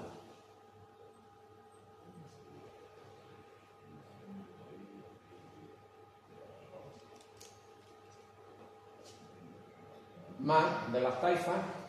Este es, no, es verdad, ya me había olvidado. Esto es un mancuso de Ramón Berenguer I, conde de Barcelona, Gerona, Osona, Carcasona y Rasés. Que Rasés lo he tenido que buscar y no sabía dónde estaba, está en mitad de Francia. Hacia 1018 es la primera moneda cristiana que se acuña en la península, aunque con caracteres árabes.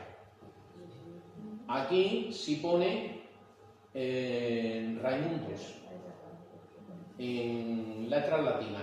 Pero todo lo demás está a nombre de Ixán,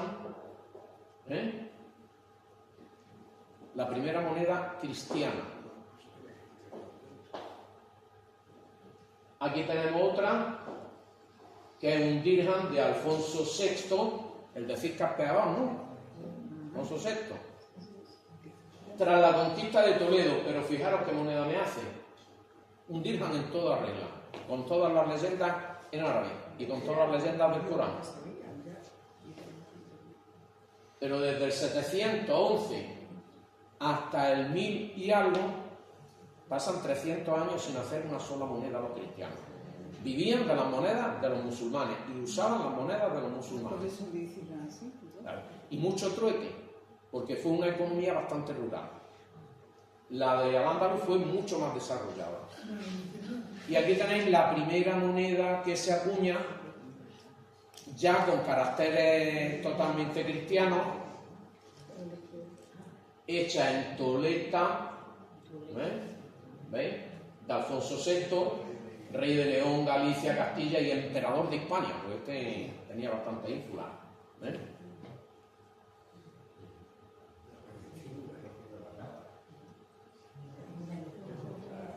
Aunque algunos dicen que la primera moneda, ya con caracteres cristianos, era esta.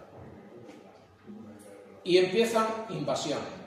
Cuando dicen, es que los musulmanes vinieron a España, a España vinieron principalmente tres invasiones. No hubo una invasión, hubo tres. La primera la de los omeyas, la segunda la de los almorávides, que no eran árabes precisamente. Estos eran bereberes del desierto, los monjes guerreros eran bastante bestias y empezaron a conquistar, nacen en esta zona, o sea, en el Sahara, en mitad del Sahara, y empiezan a conquistar, no le temen a nada y van a saco con todo lo que pillan. Y empiezan a conquistar hasta que conquistan pues lo que quedaba del califato. Y entran en España, bueno, la península entra porque los propios reyes de Taifa, viendo que eran tan débiles y que se los estaban comiendo los cristianos, los llaman para que los ayuden. Y el primero de ellos, Yusuf, que se llama también Yusuf Ben Tasfin, va, ayuda, se vuelve, y en principio no tenía mucho interés por conquistar la península, hasta que al final, digo yo que pensaría, mira, me están llamando todos los días para que les saque las castañas del fuego, vamos a quedarnos con esto, que nos va a costar poco trabajo, y me quedo con las castañas también. Y me quedo con las castañas, efectivamente. Claro. La moneda típica de los almorávides, que son emiratos, emirato es como reino y califato es como imperio, pero imperio asociado a papa. O sea, el califa tiene la potestad temporal y religiosa. Sin embargo, el emir no. Emir, sultán o rey son lo mismo, significan lo mismo. Un rey, ya está. Pues la típica moneda es esta. Y esta es del más importante de todos los almorávides que hubo, que es Ali Ben Yusuf. Ali, hijo de Yusuf, del Yusuf que os he dicho antes, que fue el que entró en la península. Pero este fue el que consolidó el imperio y el que más poder tuvo de todos los almorávides, que tampoco es que duraron muchos años. Si os dais cuenta ahí, tuvieron 100 años. ¿Los nazaríes? Espérate, que eso todavía les queda. Esta moneda es un quirate y es muy pequeñita, es 1,5 gramos, y la hay a montones. Ahora están saliendo a montones de Marruecos. El otro día compré yo un 18avo, que es una moneda así, de unos 3 milímetros. No de gorda, de diámetro. Así. Y pone algo así como gracias a Dios. No pone ningún nombre ni nada. En ese trozo ponía... Lo pone y con lupa lo ve. Bueno, aquí tenéis un handús hecho en Granada, porque Granada en este tiempo fue capital del imperio. Cuando ya está desmembrándose el imperio almorávide, Granada se constituye en la capital de los almorávides durante un tiempo y se acuñan monedas, pero la mayoría de ellas son esta virgen. Y esta es la joya de la corona. Esto es impresionante, esta moneda. Esto es un moneón así, muy finita, pero de 3 gramos y pico de oro, puro, prácticamente puro, en el que las leyendas son muy importantes.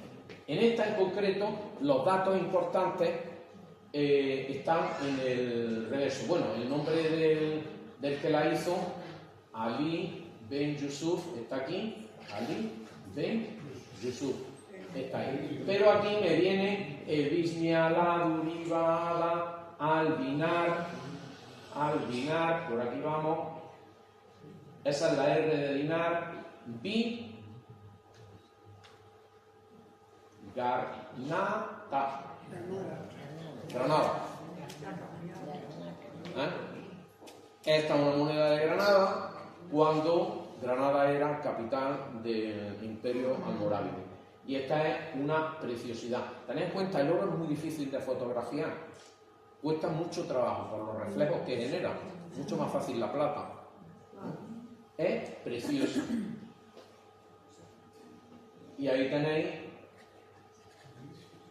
está escrito di, esto es una gain, gar, r, n, a, t, y esta la tabarnuta que ya os conté que sirve para casi todo. Al final de la palabra puede ser una A, puede ser el femenino, puede ser una T, etc. En este caso es una A. Garnata. Y empiezan muchas monedas de las segundas taifas, las de los almorávides. Esta, por ejemplo, es de Jandín, una moneda, un quirate muy bonito, ¿verdad? Falsa. Me la pegaron. La devolví, pero la foto la guardé. Estas monedas la hicieron, al final me enteré, para un periódico que regalaba monedas de la historia del pito de flautas de Murcia. Y aquí tenía el símbolo de que era una reproducción, un circulito con una R dentro. Significa reproducción. Pues se lo habían limado y me la colaron. Lo que pasa es que como conocía yo al tío me la devolví. Digo, mira, esta para ti. Menos mal. Esto también es de los últimos tiempos es de Granada también, de los últimos tiempos. Está muy bien, ¿no? Pero esta ya no es almorávide, es de las taifas. La gente dice taifas almorávides. No, son taifas anti-almorávides, porque eran los peninsulares los que se rebelaron contra los almorávides, contra los invasores, y les decían, los andalusí, decían, vosotros sois unos invasores, habéis venido a arrebatarnos nuestra tierra, porque nosotros llevamos aquí ya una pila de generaciones y descendemos de los, aquí estaban, de los hispanos-romanos, de los iberos-romanos. A esas cosas hay que tenerlas en cuenta. Y este es el famoso rey lobo que estuvo en Murcia, Ali Ben Saad, que lo pone aquí. Ali Ben Saad. Saad, S-A-A-B. Saad. Ali Ben Saad. Y esta otra moneda que nos hemos tirado también una semana averiguando qué puñeta puede ser. Porque tiene la forma de las almohades, pero las letras son de los almorávides. Y además es rectangular, no es cuadrada.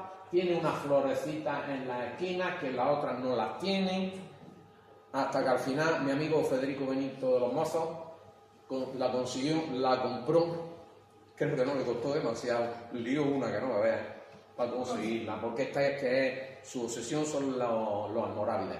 La moneda almorávide es un experto internacional de este tema. Y esta moneda al final es de uno de Córdoba, que también estuvo yendo y viniendo a África, fue a África a buscar a los almorávides, se los trajo para acá, lo ayudaron, luego se fue para allá, al final le quitaron los almorávides en la ciudad, Córdoba, su taifa de Córdoba, se fue a vivir allí a Marruecos, mucho lío. Y esta moneda acaba de aparecer, nueva, que nadie la conocía, es única. Igual que la de Samarcanda, esta es única. La foto, lo siento, pero no he conseguido una mejor. Ya con mi amigo está preparando una publicación y cuando la publique pondrá fotos buenas de ella. ¿Veis? Eso es lo que divierte de las monedas, no coleccionarlas. Y volvemos a los cristianos, los moravetinos. Los moravetinos son los maravedís. Vienen del almorávide, moravetino, maravedí. Pero los maravedís primero eran de oro, luego terminan siendo una moneda cutre, de cobre, mala cuñada, fea y horrorosa. En la charla del siguiente día veremos esa evolución. Y aquí vemos una cosa ya, es prácticamente un dinar almorávide, ¿no? Pero, si os dais cuenta, lleva una cruz. Y aquí lleva Alf, del Alfonso. Y aquí tenemos las leyendas. Y dicen, cambian las leyendas, ya no son religiosas musulmanas, sino españolas. Y dice, imán de la Iglesia cristiana, el Papa, Alfonso, ¿no? Príncipe de los católicos, Alfonso, hijo de Sancho, ayúdele Dios y protéjale. Y en el nombre del Padre está escrito todo en árabe, pero las leyendas son cristianas. Por eso está escrito al revés. Dice, en nombre del Padre y del Hijo y del Espíritu Santo, Dios único, el que cree y sea bautizado será salvo. Fue acuñado este dinar en Toledo, año 50 y 200 y 1000. Era de Safar. La era de Safar es otra cosa absurda que no sé por qué me sacaron, que tiene unos, no sé si son 20 o 50 años de diferencia con la era de Jesucristo. Y es la era hispana, es la era de España, de la península ibérica. Sí, una era extraña que se inventaron por ahí. Esto es un ponderán de esa época, también de Alfonso, y este en concreto es falso. Es que os pongo monedas falsas para que veáis. Y vienen los almohades. Los almohades es otra tribu de aquí, bereber, de debajo del Anda. Estos eran de más arriba que los almohades, que los almorávides. Y estos resulta que dicen que los almorávides que se han hecho ya muy ateos, que ya no creen en Dios, que no luchan por la religión y que ellos iban a salvarla. Y entran, y en principio los almohades son tan puros que no pueden ni siquiera tocar el oro, porque eso es pecado mortal. Pero ahora esto veréis. Ya va perdiéndose cada vez más terreno. La batalla de Alarcos, que la ganan los almohades y retienen un poco a los cristianos, pero al final se juntan todos, incluso franceses, alemanes y demás, y me hacen la batalla de las Navas de Tolosa, que es el fin del imperio. A partir de ahí ya es todo cuesta abajo y se va acabando definitivamente el poder musulmán en la península. Y tenemos monedas que me hacen en ese periodo. Estas son de también los gente de aquí pidiendo las almohades que vengan, porque se están fragando los almorávides, los cristianos, y quieren luchar contra ellos, quieren defenderse y están perdiéndolo todo. Esta es almohade, pero estilo almorávide. Y la típica moneda de los almohades es esta, cuadrada. Esta moneda, aquí pone Garnata, también, de Granada. También son caras y son raras. Esta, por menos de 250 euros, 300, no encuentra una. Mientras que un dirham normal, sin ceca, que son los más habituales, o de ceca fez, lo puedes comprar por 20 euros. Y son idénticos, la única diferencia es que son ahí Granada. Pero también la picaresca de la gente. Vamos a ver, llegan los almohades que tienen la moneda cuadrada. ¿Y ahora qué hago con las monedas que tengo yo del califato, del emirato y demás? Pues todo las recorto. Vamos a ver, soluciones en esta vida para todo. Espera, antes de esto. Cojo la moneda y le pego un recortado. ¿Para qué vamos a discutir? Esta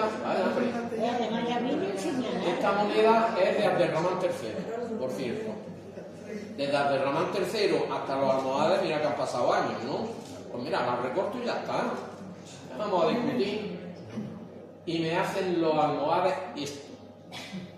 Otra moneda que es impresionante. Estos son 2 dinares. Por eso se le llama dobla. Y pesa 4 gramos y pico. Es un monedón en mano impresionante. Precioso. Precioso. Aunque no tenga ningún dibujo ni tenga nada más que letras. Y en la época de los almohades surge una moneda que son los millareses. Mira, esto me lo voy a saltar y el próximo día os voy a hablar de los millareses, que además tengo un jueguecito que hacer con ellos. Eso lo vamos a saltar, porque como queremos irnos un poquito antes, y llegan las terceras taifas. Las terceras taifas ya totalmente hundiéndose por todos lados todo. Esta la hace ni siquiera el rey, el gobernador de Lorca. La hace, está por ahí, Lorca. Era muy rara hasta hace poco, en que no sé por qué han empezado a salir como churros. Compró el gobierno español una por 3.000 y pico euros. Eso que veis ahí, que es una moneda así, de cobre, mala, pero tendría que ser plata también, pero una puñeta. Eso la plata no la ha visto en su vida. Y ahora la están vendiendo por 100 y pico, 200 euros. Porque de pronto han salido muchas, habrán encontrado un tesoro, digo yo por ahí. Esta es del reino de Murcia. Del reino de Murcia, la taifa de Murcia. La taifa anti-almohade. Perdona, ¿qué significa taifa? Taifa significa reino. Reino. Sí, pero es una cosa curiosa. Por ejemplo, en el libro este que os he dicho antes, de Almudena, el libro se llama Historia de los Reyes de Taifa. De los Reyes de Taifa. En ningún momento en la historia se habla de las taifas. Ese nombre se lo hemos puesto después, a partir del siglo XIX. Es cuando hablamos de las taifas. Es que se dice los reinos de taifa, entonces duplica la palabra. Sí. Es una redundancia. Claro, porque está... Por eso te digo, es que nosotros ahora decimos taifas como si fuera reino, pero en su tiempo el rey era el taifa, era el independizado, el rey de una comarca que tampoco se atrevía a llamarse rey, porque eso de emir era ya muy gordo para ellos. Y cada uno como tiraba por donde podía y hacía lo que podía y se conquistaban unos a otros. Eso es un guirigay impresionante, la historia. Esto con tantas guerras, con tantas invasiones, conquistas, reconquistas, en poco espacio de tiempo también, a lo mejor. Del 711 a 1492. Todas estas monedas convivían. Sí, muchas de ellas sí. Se seguían utilizando. Y las que se acuñaban en el rey, en las taifas, ¿eran nada más que para ese reino o servía para... En las taifas, como la calidad de la moneda era ya muy mala y la del metal peor todavía, normalmente tenían un uso local. Sin embargo, las del Emirato y las del Califato, que eran de buen metal, se utilizaron en los reinos cristianos a mansalva. Y cuando hable de los millareses, yo digo, es que se merece hablarlo con tranquilidad. En distintos reinos, por todos lados, incluso en los cristianos. Ya os he dicho antes que desde el 711... ¿Cómo?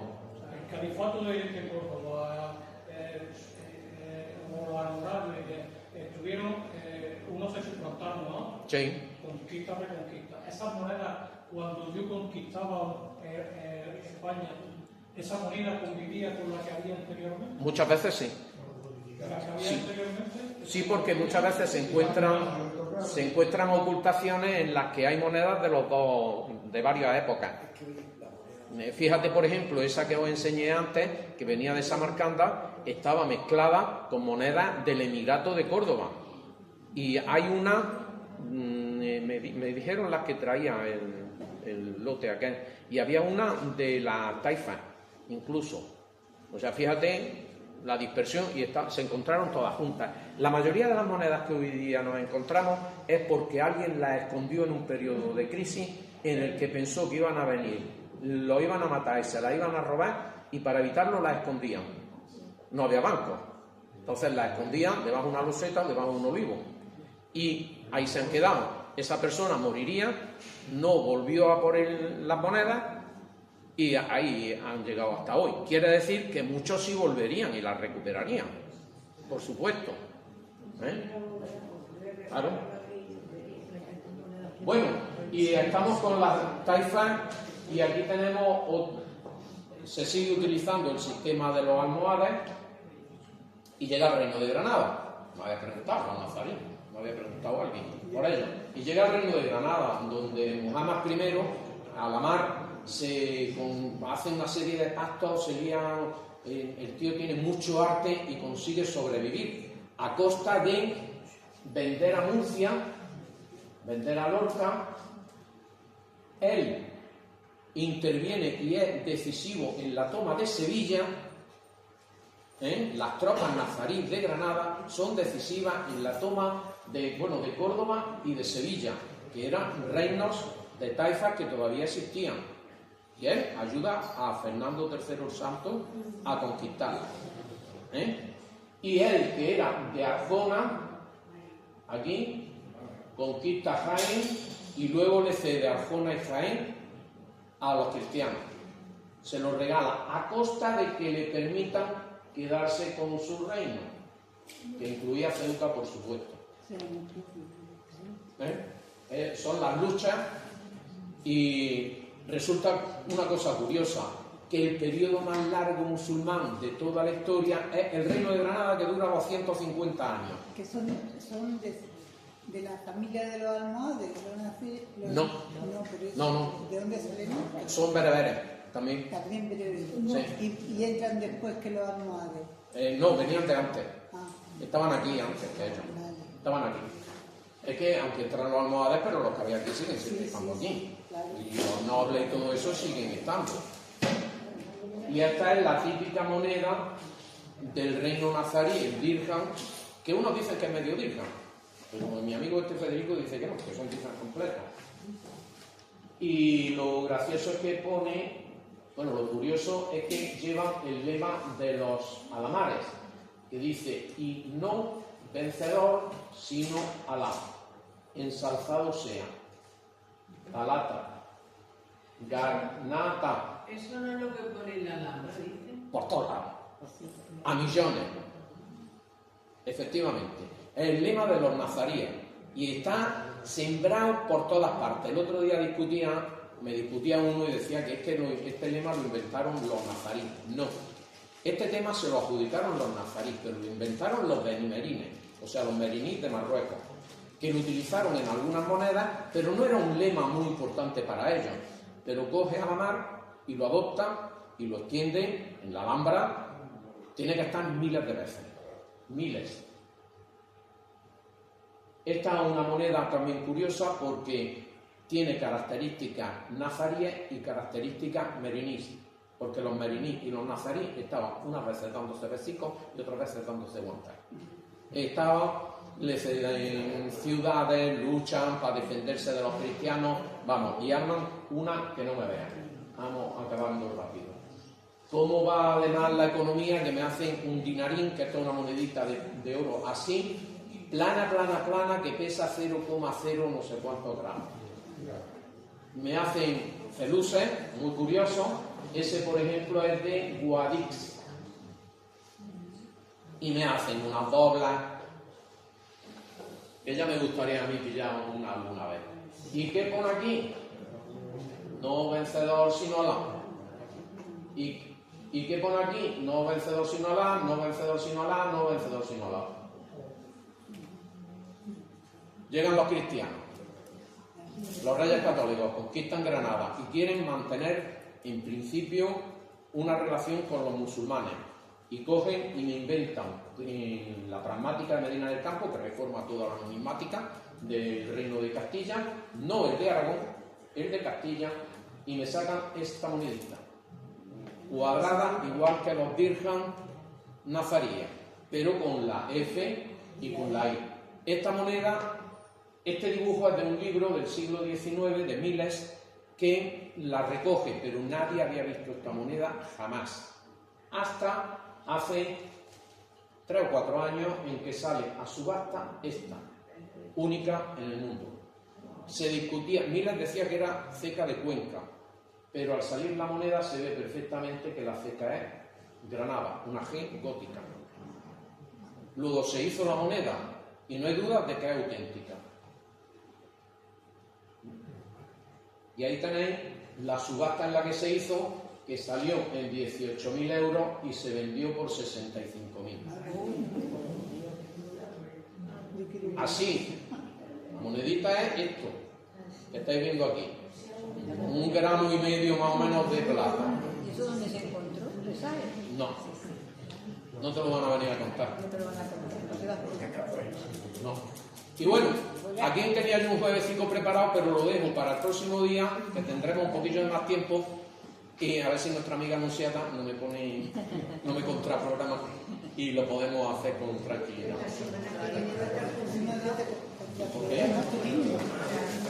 Ah, bueno, ya. Una pena porque también es muy interesante. Bueno, espero que esto os haya gustado y que no